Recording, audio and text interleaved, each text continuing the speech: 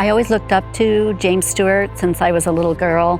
When I first started racing, I always looked up to James. He's a badass and he rides great and his attitude and everything, and he's always been my inspiration for riding. What advice would you give me about?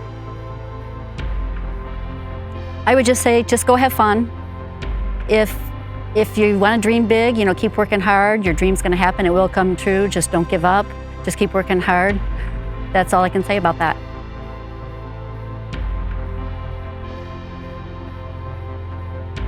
Well, one year I was invited to go to a TEDx over in Greece, and I had to sign in front of like 1,500 people. It was a great experience. I would have to say it was just like probably my most rewarding experience off the track. It was a lot of fun.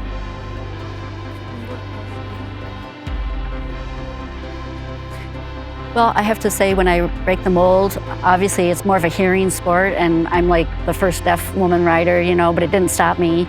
So I just kept going. My mom and dad believed in me and everybody was supporting me. So I think that's probably how I broke the mold in motocross in my sport.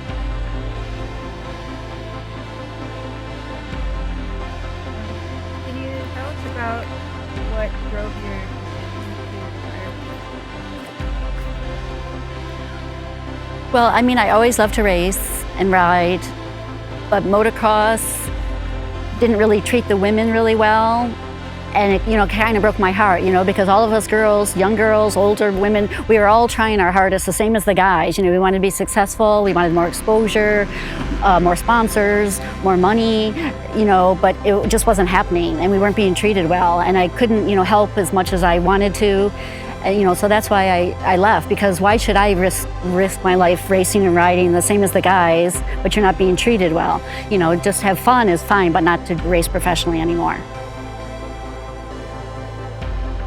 If you could go back 10 years and give yourself advice, what would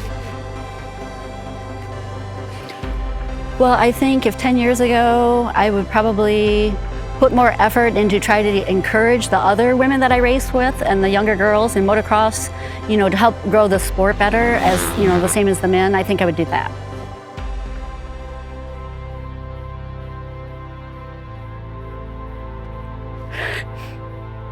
I don't know. Not comfortable, comfort zone. I guess I normally don't do something that I'm not in my comfort zone.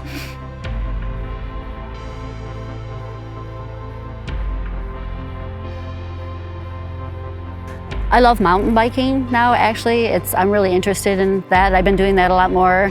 And I have a motocross school, AFMX school, and I teach kids to do the, ride and race. And I've been remodeling my one of my houses I've been remodeling. Still doing the AFMX schools, and I'm going to be traveling on the East Coast this year to do different classes, so I start soon, like in 2 weeks. And I'm just waiting for my house to sell that I remodeled, but that's about it.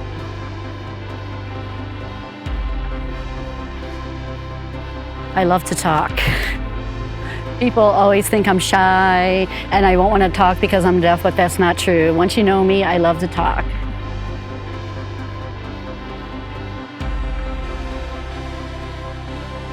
Not that I can think of, no. The only time, when I was young, I was riding an 85 and I hit the whoops and my dad got mad and said, "You need to go faster." Then my hands slipped off my glove because my gloves weren't on right, and I went up over the berm and I thought I was safe, and there was a huge pond there on the other side, and I almost drowned actually because I was soaking wet and I was covered in fire ants. So my mom and dad had to rip off all my clothes, and I was at the track. I was young though, so it wasn't too bad.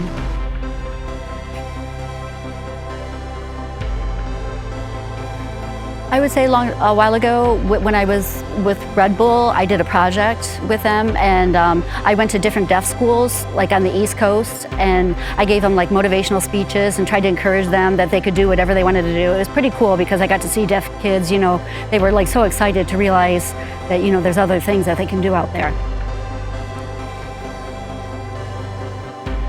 That's a tough one. Probably Stranger Things, I guess. Oh yeah, Pretty Little Liars. I just started that again.